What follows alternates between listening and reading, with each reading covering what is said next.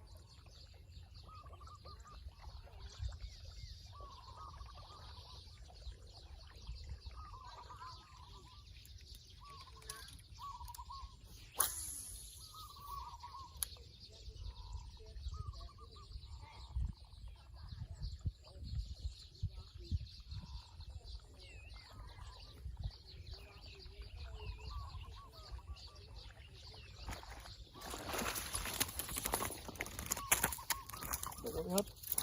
ปลาช่อนครับ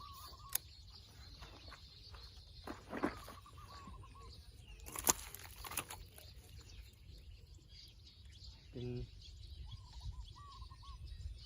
ปลาช่อนไซส์สวยเลยครับประจำสีเหลืองครับสายทีตีดังๆระวังขาดก็ตีหมายบัวครับตีขึ้นฝั่งลากลงมาครับกลับข้างหน้าครับ